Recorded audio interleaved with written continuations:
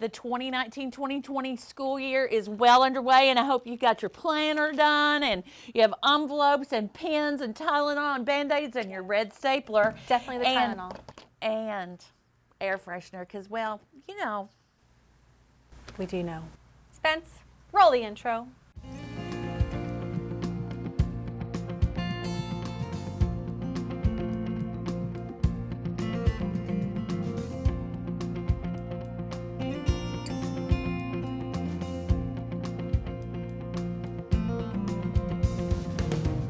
Welcome back to Pages for All Ages. I'm Leah Godwin from Fitzgerald Elementary. And I'm Nitsa Campos from Pope Elementary.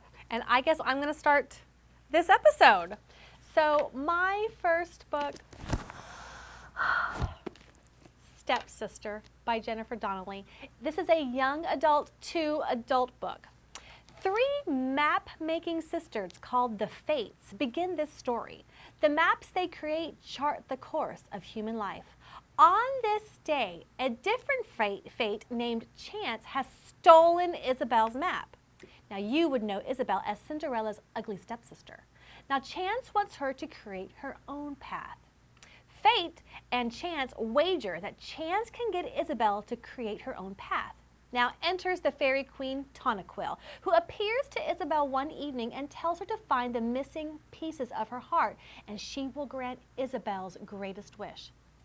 In learning what those pieces are and are not, Isabel begins to discover who she really is, and not what others say she is. Can Isabel find the missing pieces of her heart and chart her own course before the map dictates her death, which is very soon? Now, Isabel and Octavia are not like other maidens. Her sister Octavia, or Tavi, loves science and math.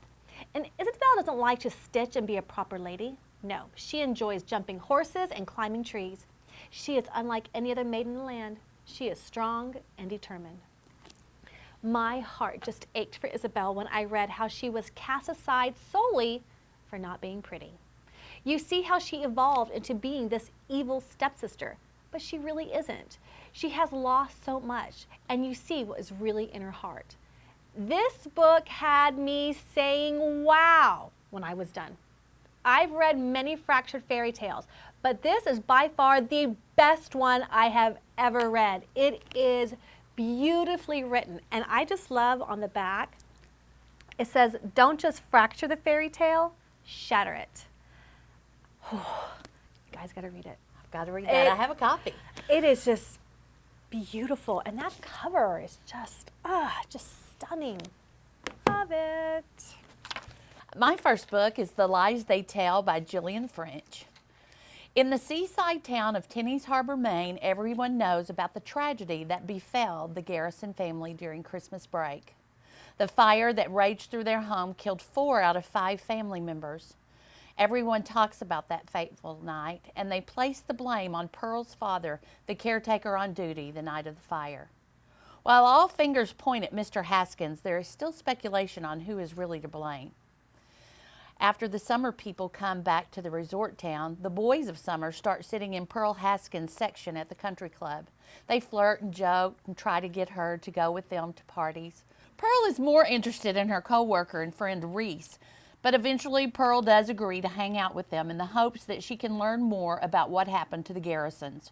Her goal is to clear her father's name, saving his reputation and his life that has spiraled out of control due to alcoholism. Will Pearl solve the mystery before she is swallowed up by betrayal and lies that could change everyone's lives? Or will she lose her life to gain the truth? This is a wonderful YA novel that will have you gripping the book so hard and turning pages way into the night. I lost myself in this story. This book won the 2019 Maine Literary Award. Gillian French also wrote The Missing Season, which came out in May 2019. And I love her writing so much, I can't wait to get my hands on that book one day soon. Really good. Let me see the cover. I'm all about covers. Like, I really am. Probably shouldn't be, but I am. Okay. This next book is written by one of my favorite authors. You know who it is. It's Jennifer Nielsen. This book is called Words on Fire. It is a historical fiction for students in grades 3 through 6. and it has not been released yet. It will be released October 1st of 2019. So this is an ARC, which is an advanced reader's copy. So the setting in this book is 1893 in what used to be Lithuania, but has now been under Russian rule for years. Audra and her parents have been living on a farm, and Audra knows her parents are doing something illegal, but she just doesn't know what it is. One evening, the Cossacks, led by Officer Rusakov, come to arrest Audra's parents, but Audra is able to get away with the package her mother made her promise to deliver to a woman named Venska. She soon discovers her parents have been smuggling books written in Lithuanian. The Lithuanian language is illegal and may not be spoken or read. Audra herself is illiterate because her parents didn't want her attending a Russian school. She soon discovers the true value of books and becomes a book smuggler herself with some friends she has met along the way.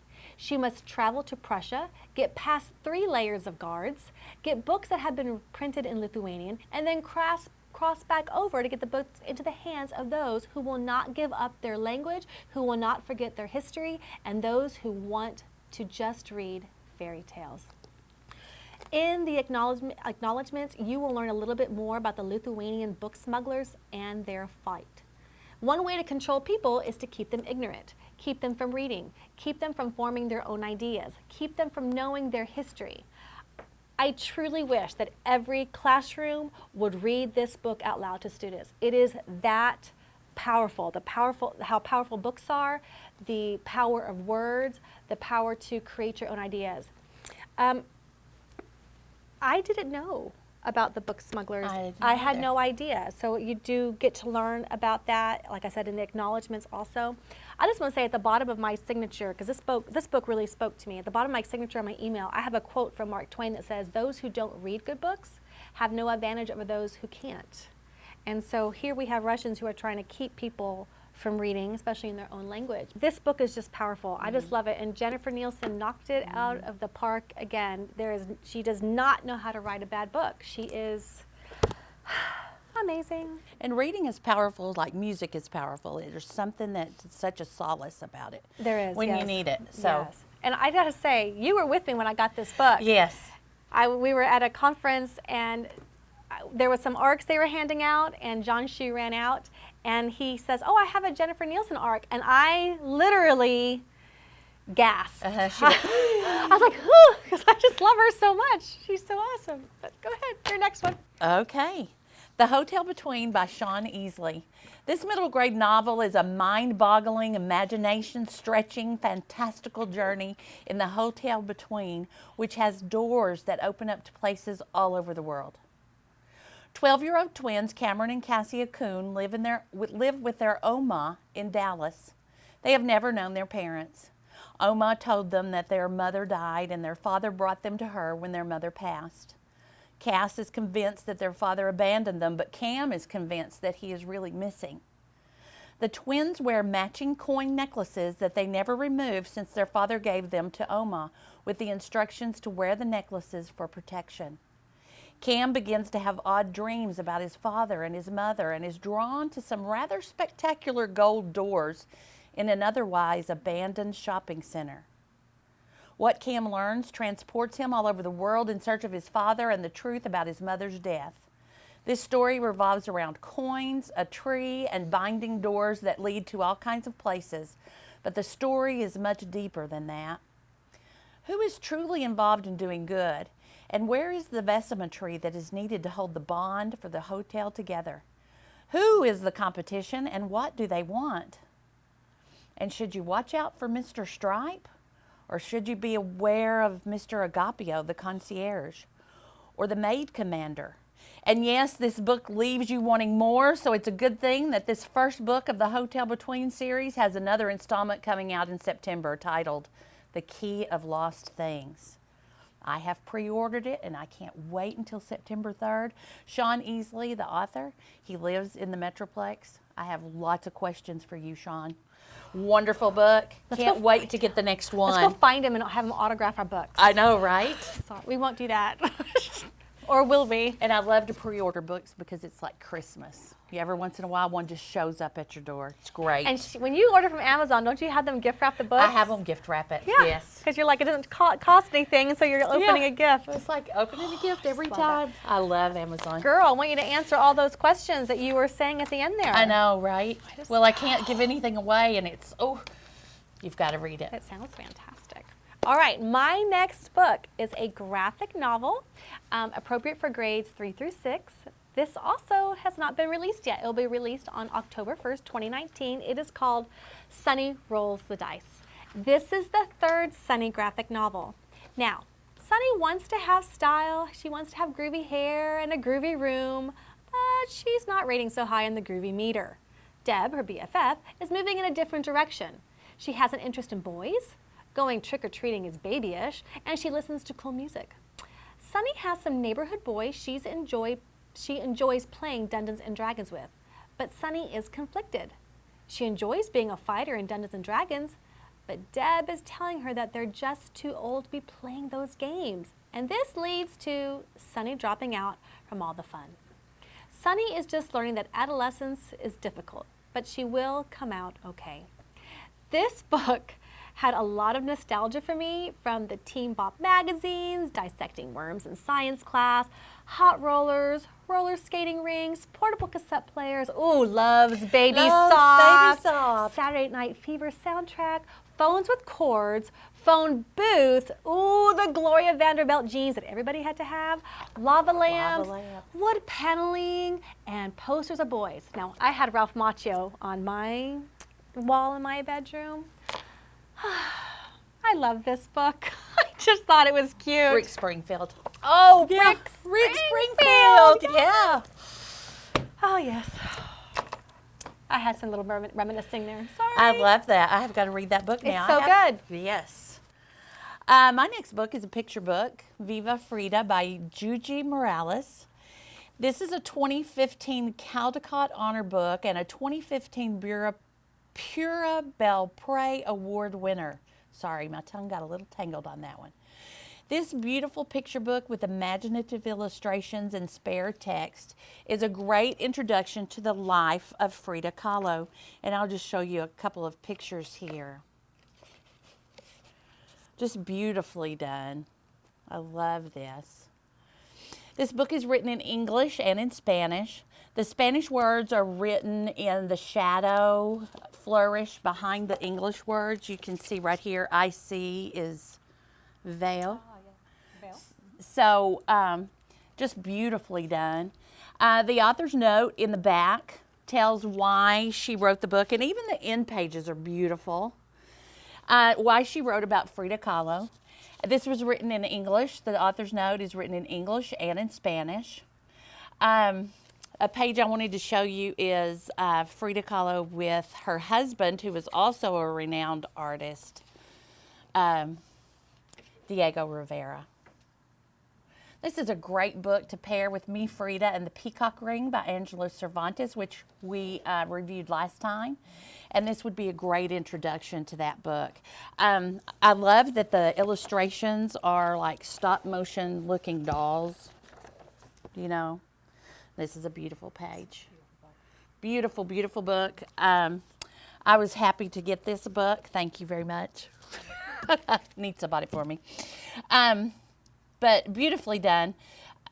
What's so interesting is that Frida Kahlo is really coming to be like very popular right now and talking about her unibrow and her mustache.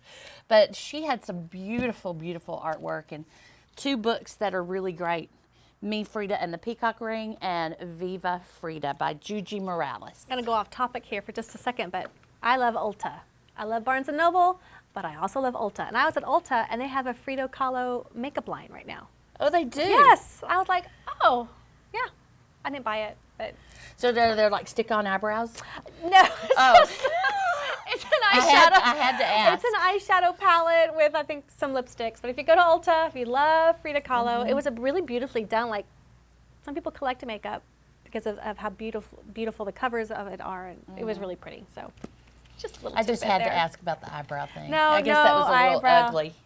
No, that's what she's known for. She is known for that. And she was proud of that. And she was. And she wasn't going to change who she was for anybody, and that's to be And she admired. really was quite beautiful. She was. She was a very beautiful woman.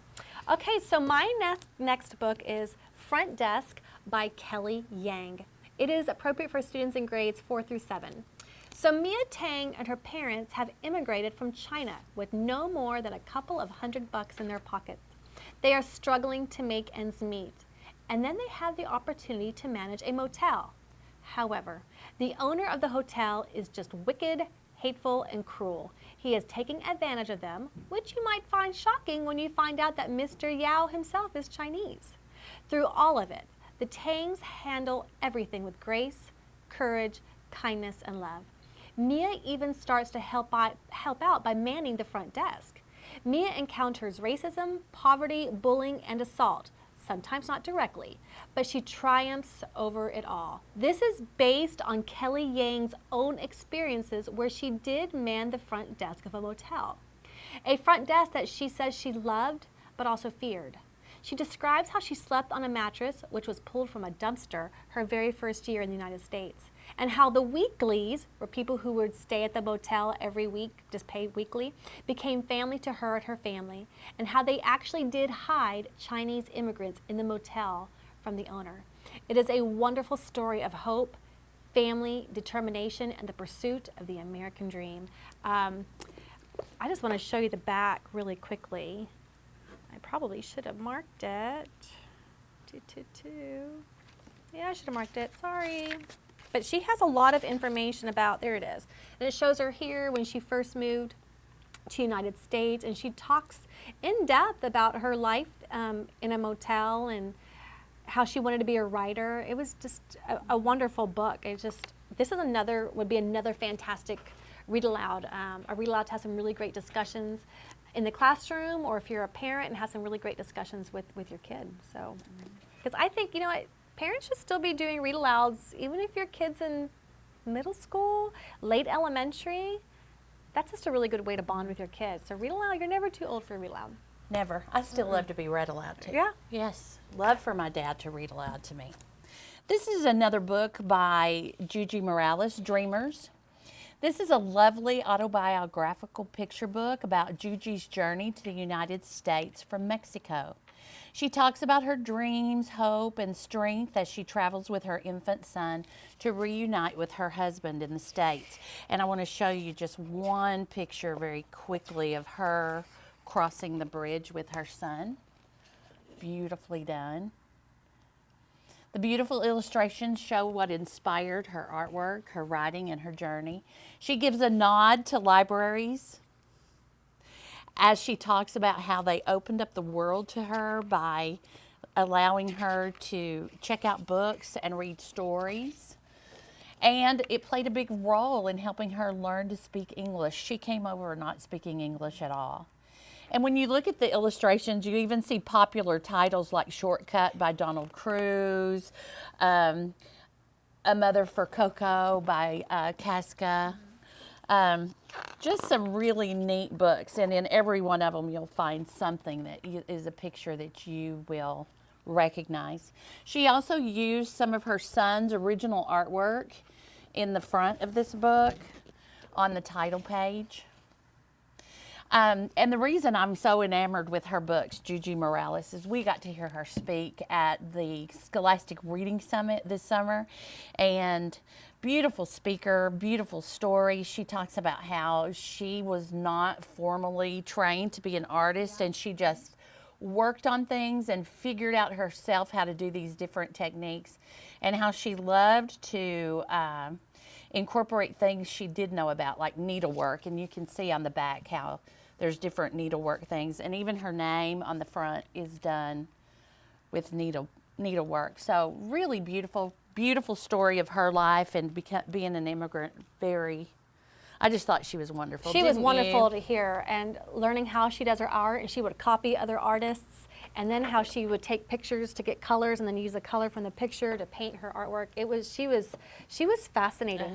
And then to learn that in her hometown or in Mexico, they weren't allowed to check out books. No. You could go there, the books were behind glass, you can ask for a book, do your research, but you always had to give it back. You had to leave it there. You couldn't take you it. couldn't take it. So when she came to the United States and she was allowed to check out books and take books home, it just opened, like you're right, you said it opened up a whole new world to her and her son. So it was just, I loved her. I did too. She was amazing. I would love to have her come and speak at our school. It'd be great. And my next book is another graphic novel. It's sort of a memoir. It's called Be Prepared by Vera Brosgol. It is appropriate for students in grades 6 through 9. Now, Vera is Russian and lives in Albany. She doesn't quite fit in with her friends from school, and all the girls go to camp in the summer, and Vera desperately wants to go to camp too. She hears about a Russian camp and begs her mom to let her go. What was supposed to be only 2 weeks of fun ends up being a month long of torture. The girls in her tent are older, they're mean, and they had been attending the camp for years. The outhouse, which they named Hollywood, doesn't even have a door. She was bitten by a chipmunk, and she has a hard time fitting in at the Russian camp as well. That's terrible. It is terrible. At the back of the book, you learn that Vera actually did go to a Russian camp for 2 summers, but consolidated all into one story. She interviewed a former counselor and her siblings to get their own account. She includes a letter she wrote to her mom from camp, which is really funny to read because she hated it. The desperation of trying to fit in and the agony of not. All of it is here, and it is told with humor. I love this book. I just think her face. Awful. And you see, it's Bit by a chipmunk. She was bitten by a chipmunk. Yep, it really happened. But there's a picture of her when she was younger, right before she went to camp, and she has the same round glasses. It's really cute. I just love this book. My next book is My Heart by Corinna Luyken.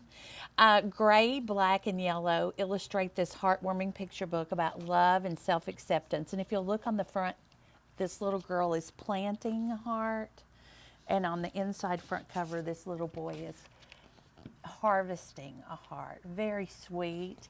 And the book starts, my heart is a window, my heart is a slide. My heart can be closed or opened up wide.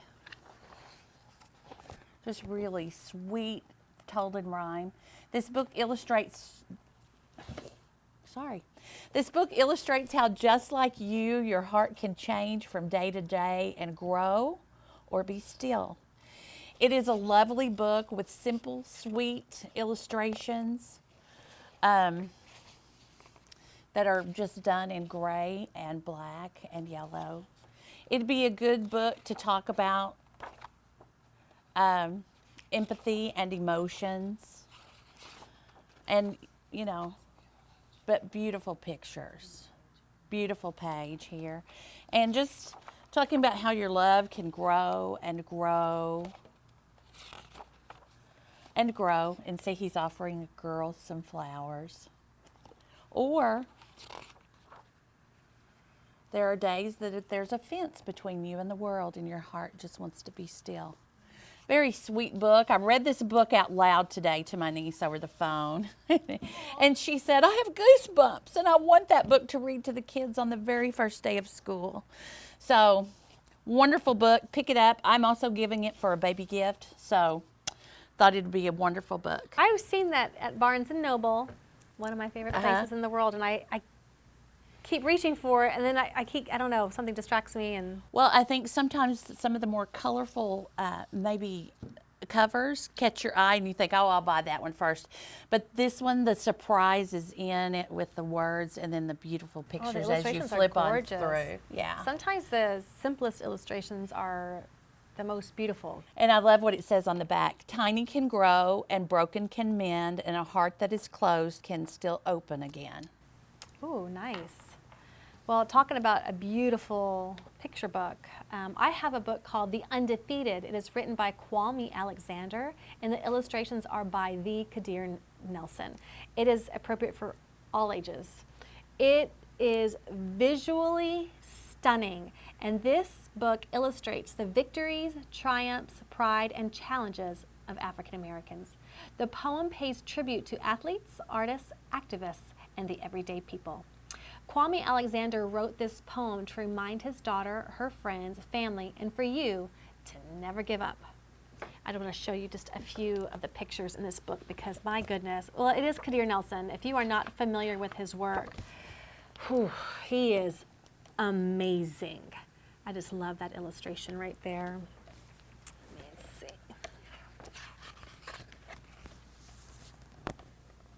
And on this page it says, "This is for the unspeakable." This is for the unbelievable, the we real cool ones. I just love this picture. Beautiful. Isn't that beautiful? I mean, it is stunning. I mean, I love how he captures eyes so well. He's so good. Like I said, if you've never seen a Kadir Nielsen book, you've got to grab one. And so the back of the book has notes that discuss some of the people depicted in the book and their accomplishments and or contributions. It is, wow.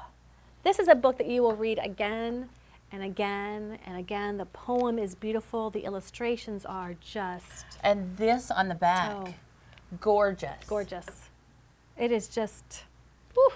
I love this book. I think this is one I want to keep out and display all the time. I think this will fly off the shelves, or if you're a parent and you buy this for your kid, I think they're just going to want to just read that beautiful poem over and over again.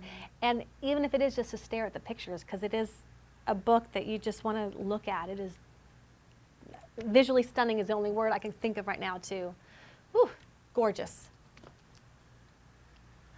I don't know if I can even go after that. That's so wonderful, that book. Because the book you have is it's precious. Good. It's so good. My next book is All Are Welcome by Alexandra Penfold, illustrated by Suzanne Kaufman. This is a warm, welcoming book with bright illustrations that has rhyming text that celebrates all students and their cultures. No matter how you are dressed, the color of your skin, or your culture, all are welcome at school in this lovely and engaging book. The illustrations are so cute, and this is my favorite one. The kids, some of them have teeth missing. They all look happy to be there for the most part. There's a couple of nervous looking faces. Look at their hair. So cute. And the jacket, inside the jacket, this is part of the best part, is a poster that is suitable for hanging. And yes, the book cover that is left after the book jacket is removed is still great. Look at that. But this is suitable for hanging. So you might want to laminate this and hang it in your library. And librarians, don't cringe. Take the dust jacket off and celebrate the book cover as it is. You can process the book just like this. It doesn't have to have the title on the front. It's on the spine and it's on the title page. I know that I'm going to take the cover off and process it like this. This is a great book for back to school. And I love this little girl right here. I know. Oh, her hair. I know. I just love it. And this book was written, the lady who wrote this book, she saw the poster. She saw the poster and wrote the book. This poster was created a few years ago, and right? Was that correct? I think that's what they said, And she yes. loved the poster so much, she decided to write a book to go with the poster. Or she created the book and so many people loved the poster. I mean, she created the poster and so many people loved the book, loved the poster and wanted a book. Yeah, something like that. I know the poster came out first. I'm pretty sure about that. Anyways, it's a great book, regardless. Well, I have a great book too. My next book is Does It Fart? By Nick Caruso and Dani Rabaiotti. It is illustrated by Alex G. Griffiths. It is nonfiction for students in grade K through 4. Although I enjoyed it and I'm an adult, I had a good time with it. So in case you have ever wondered if a horse farts, well, it does.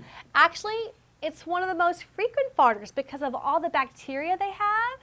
And they have to digest this stuff called cellulose. And it's really difficult to... I'm going to stop. I'm just going to let you read that for yourself. Got a little excited there. Now you might be asking yourself, do parrots fart? No!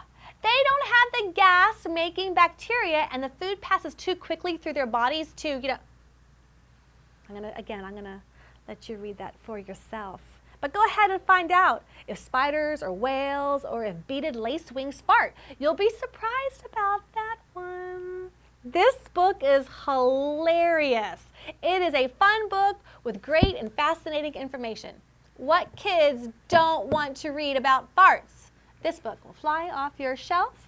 Pair this with another one of my favorite books, which is a 2x2 book called What Do They Do with All That Poo? By Jane Kurtz. Love it. I just love it. I just love it. And before we stop, I just want to share 3 or 4 books that might be good for back to school. You might want to read them on the first day of school, or maybe, the first week or the first month of school.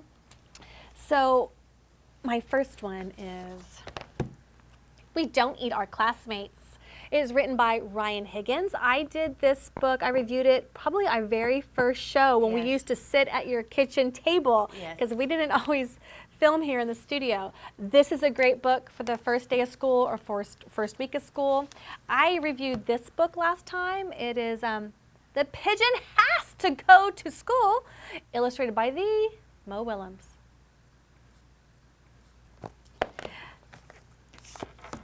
Stand Tall, Molly Lou Melon, and I love this one for writing workshop, Battle Bunny. All right, well, thank you for joining us at another edition of Pages for All Ages, and we will see you next time with an extra special episode. Yes. Bye. Bye.